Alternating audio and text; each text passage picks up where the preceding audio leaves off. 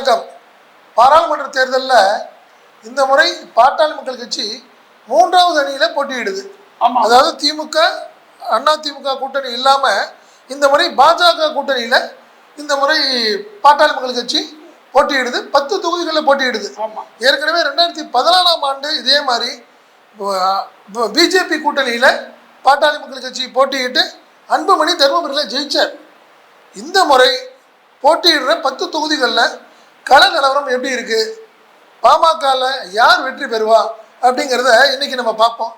எப்படி இருக்குது சார் கள நிலவரம்? இல்லை, இப்போ பொதுவாக நம்ம திமுக அணியில் என்ன எத்தனை பேருக்கு வெற்றி வாய்ப்புங்கிறத பார்த்தோம். அதே மாதிரி அதிமுகவை பார்த்தோம், அதே மாதிரி பாரதிய ஜனதாவை பார்த்தோம். இப்போ பாரதிய ஜனதா கூட்டணியில் பிரதான பங்கு வகிக்கிறவங்க பாட்டாளி மக்கள் கட்சி. 10 தொகுதி அவங்களுக்கு கிடைச்சிருக்குது. இதுதான் மிகப்பெரிய அவங்களுக்கு ஒரு பெரிய அதிக தொகுதிகள் கிடைச்சது இந்த தேர்தல். அந்த அளவு அவங்க போட்டிக்கிட்டு இருக்காங்க. ஆனால் மெயினாக பார்த்தீங்கன்னா அவங்க 1 இயர் பெல்ட்டா பார்த்து தான் வாங்கியிருக்காங்க. இடம்லாம் தொகுதி வாங்கினது திண்டுக்கல்லை தவிர மற்ற எல்லா தொகுதியும் பார்த்தீங்கன்னா அவங்களுடைய மயிலாடுதுறை எல்லாம் அதெல்லாம் அவங்களோட அவங்க சமூகம் தான். அதெல்லாம் அங்கே மயிலாடுதுறையில் எடுத்துக்கிட்டிங்கன்னா மயிலாடுதுறை, சீர்காழி, பூம்புகார், அப்புறம் இங்கே வந்தீங்கன்னா கும்பகோணம், பாபநாசம்னு எல்லா இடமும் அவங்க வன்னியர்கள் அதிகமாக. வேறு அரக்கோணம், கடலூர், ஆரணி, காஞ்சிபுரம் இதெல்லாம் பார்த்தீங்கன்னா அவங்க நிற்கிறது. இன்னும் பிரதானமாக பார்த்தீங்கன்னா தருமபுரியில் ஏற்கனவே அன்புமணி ஜெயிச்ச தொகுதி. அந்த தொகுதியில் வந்து இப்போ அவங்களுடைய ஒய்ஃப் நிற்கிறாங்க. அதாவது சௌமியா நிற்கிறாங்க, அன்புமணி நிற்கிறாங்க. எப்படி இருக்கு பொதுவாக? இல்லை, அங்கே வந்து திமுக வேட்பாளர் வந்து வக்கீல் மணி நிற்கிறாரு. அவர் மாவட்ட பொறுப்பில் இருக்கிறாரு. அவரை தான் முதல்ல களத்தில் இறக்கியிருக்காங்க. அவருக்கு நல்ல செல்வாக்கு இருக்குது. அதே நேரத்தில் இது கௌரவ பிரச்சனை, இது வன்னியர்களுக்கான ஒரு தொகுதிங்க. இதை வந்து நம்ம பிறருக்கு விட்டு கொடுத்துடக்கூடாது. 2 தடவை போயிடுச்சு, இந்த தடவை விட்டுறக்கூடாது அப்படிங்கிற மாதிரி ஒரு ரொம்ப ஆக்ரோஷமாக இருக்கிறாங்க பாட்டாளி மக்கள் கட்சி. எப்படியாவது நாங்கள் வெற்றி பெற்றே தீரணும், வெற்றி பெற்றா அம்மா தாங்க அமைச்சர் அப்படிங்கிற மாதிரி எல்லாம் அங்கே பிரச்சாரம் பண்றாங்க. தைலாபுரம் மருமகள் டெல்லியில அமைச்சர் ஆகுறாங்க அப்படிங்கிற மாதிரி அங்க பிரச்சாரம் இருக்கு. அன்புமணி எம்பியா இருக்காருல்ல? இல்ல, இருந்தாலும் இந்த அம்மாவை நாங்க அமைச்சராக்குவோம்னு ஒரு பிரச்சாரத்தை இப்ப கிளப்பி அது மூலமா ஏதாவது வெற்றி வாய்ப்பு கிடைக்குமா அப்படிங்கிற மாதிரி பாக்குறாங்க. ஆனா இது ஆக்சுவலா இப்போ வரைக்கும் அவங்க திமுக கூட கடுமையான போட்டியில தான் இருக்காங்க. ஆனா பாட்டாளி மக்கள் கட்சி 10 தொகுதியில நின்னாலும் அவங்க பிரதானமா எதிர்பார்க்கறது தர்மபுரியை தான் எதிர்பார்த்துக்கிட்டு இருக்காங்க. மற்றதெல்லாம் இப்போ தங்கர்பச்சான் கடலூர்ல நிக்கிறாரு, அங்க விஷ்ணு பிரசாத் நிக்கிறார். கடுமையான போட்டி, அவருக்கான வாய்ப்பு அதிகம். ஏற்கனவே சொல்லியிருக்கோம். இல்ல, உங்களுக்கு அங்க கடலூர்ல கூட தனிப்பட்ட முறையில தங்கர்பச்சான் நல்லவர்னு சொல்றாங்க. ஆனா தேர்தல்னு வரும்போது காங்கிரஸ் தான் அங்க பிரதானமா நிக்குது. ஏன்னா அங்க எம்ஆர்கேவுடைய செல்வாக்கு அதிகம். அந்த பாட்டாளி மக்கள் கட்சியோட அங்கே எம்ஆர்கேவுடைய ஒர்க்கு தான் அங்கே அதிகமாக இருக்குது. ஸோ அங்கேயும் தங்கர்பச்சானுக்கு வாய்ப்பு இல்லைங்கிற மாதிரி தான் பேசுகிறாங்க. ஆரணி பார்த்துக்கிட்டிங்கன்னா பழைய எம்எல்ஏ நிற்கிறாரு. அவர் நல்ல இளைஞர், நல்ல டிபேட்டுக்கெல்லாம் வரக்கூடியவர்.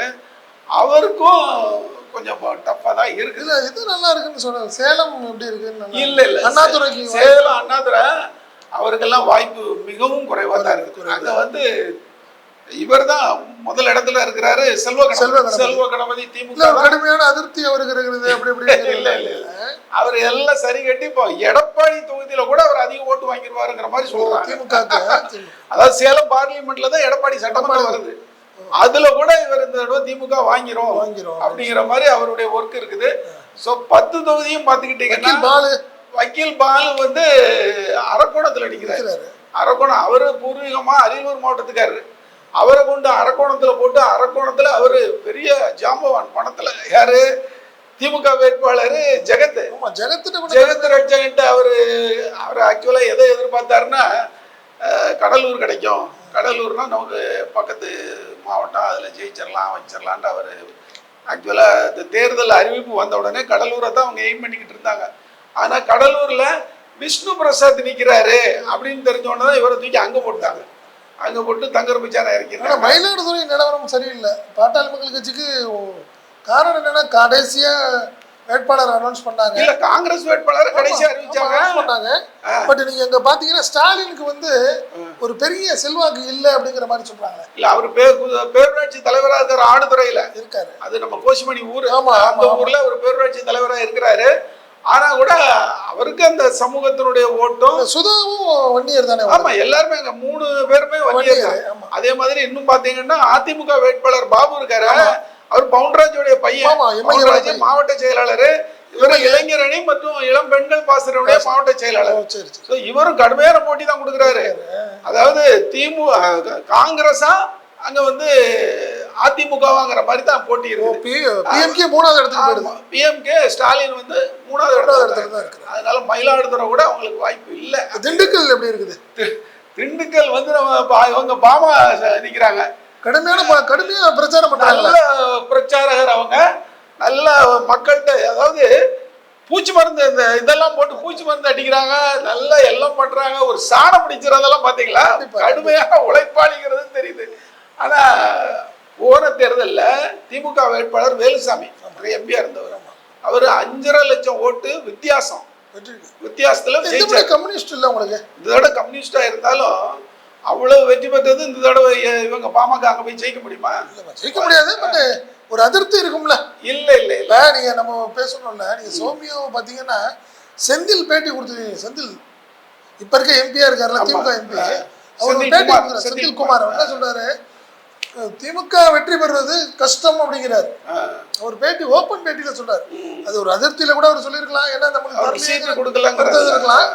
அதே மாதிரி திண்டுக்கல் அப்படி ஒரு சூழ்நிலை இருக்கு. திமுக தங்களுக்கான தொகுதி அது. பாரம்பரியமா பாத்தீங்கன்னா பெரும்பாலும் நீங்க திண்டுக்கல் திமுகவா இருந்துகிட்டு இருந்த டைம்ல திடீர்னு கம்யூனிஸ்ட் கொடுத்தது வந்து ஒரு சின்ன ஒரு சலசலப்புக்கு இருக்க வாய்ப்பு இருக்குல்ல. இல்ல அங்க ஏன் அப்படின்னா அவங்க ஏற்கனவே கோயம்புத்தூர்ல போட்டிட்டாங்க. கோயம்புத்தூர்ல அண்ணாமலையை நம்ம எப்படி ஆகணும், அதை வந்து எதிரியை நம்ம தான் சந்திக்கணும் அப்படிங்கிறதுனால அதை கேட்டு வாங்கிட்டு அதுக்கு மாற்றா தான் இதை கொடுத்துருக்காங்க. ஸோ அதனால அவங்கள வந்து வலுக்கட்டாயப்படுத்தி அங்க பண்ணல. அது கூட அந்த மாநில செயலாளர் சொல்லும்போது எங்களுக்கு பெரிய தொகுதியை கொடுத்துருக்காங்க, நாங்கள் இதில் கவலைப்படலை அப்படின்னாங்க. அதனால அங்கேயும் பாமாவுடைய வெற்றிக்கான வாய்ப்பு இல்லை, கம்மி தான். அதாவது 10 தொகுதியிலையும் ஏதோ கொஞ்சம் வாக்குகள் வாங்கும். ஆமா, கொஞ்சம் கணிசமா வாக்கு வாங்குறது எங்கன்னா சௌமியா தான் வெற்றியை நோக்கி போய்கிட்டு இருக்காங்களே தவிர மற்ற 9 பேரும் வெற்றி படிக்கட்டுல இன்னும் ஏறல. அப்படிதான் இதுல முக்கியமான விஷயம் என்னன்னா, இந்த விஷயத்துல அதிமுகவோட தான் நம்ம வந்து போட்டியிடணும்ங்கிறது தான் ராமதாஸோடைய ஒரு முடிவா இருந்தது. ஆனா வேண்டவே வேண்டாம், திமுக அதிமுக வேணாம், நம்ம அப்பதான் நம்ம வளர முடியும் அப்படின்னு அப்பாவை கன்வின்ஸ் பண்ணி இப்போ பாட்டாளி மக்கள் கட்சி வந்து பிஜேபியோட வந்திருக்குது. இல்ல அதாவது திராவிட கட்சிகள் வேண்டாங்கிற ஒரு அது அன்புமணிக்கு பெரிய ஒரு கௌரவத்தை கொடுக்குமா இருக்காதா? இல்ல அது ஒரு வகையில அது அதிகமா அவருக்கு கௌரவம் கொடுக்கத்தான் செய்யும். ஏன்னா கணிசமான வாக்குகள் கிடைக்கும். அதிமுக கூட சேர்ந்திருந்தாங்கன்னா இன்னைக்கு சில எம்பிகளை பெற்றிருக்கலாம். அதுக்கு வாய்ப்பு இல்லை. ஆனா 10 தொகுதி கிடைக்கிறது அங்க போறான். கண்டிப்பா அந்த வகையில கொஞ்சம் கணிசமா வாக்குகளை பெறலாம், பெற்று நமக்கு இந்த மாம்பழ சின்னத்தை இந்த நிலைய வச்சுக்கிடலாம், தக்க வச்சுக்கிடலாம் அப்படிங்கிற மாதிரி ஒரு எண்ணத்துல தான் அவர் போயிருக்காரு. மேலும் சில காரணங்கள், ஏன்னா ஆளுங்கட்சியா இருக்குது, சில காரியங்கள் ஃபியூச்சருடைய நன்மைகளுக்காக அவங்க போயிருக்கலாம். ஸோ ஆனா எம்பிகளை பெற முடியுமா அப்படிங்கிறது இன்னும் கேள்விக்குறியா தான் இருக்கு பாமகவுக்கு. இப்ப நடப்பு மக்களவையிலே அதுக்கு சீட்டு இல்லை. இந்த தடவையும் சீட்டு கிடைக்குமா என்னங்கிறது ஜூன் 4ஆம் தேதி தான் தெரியும். நன்றி, வணக்கம்.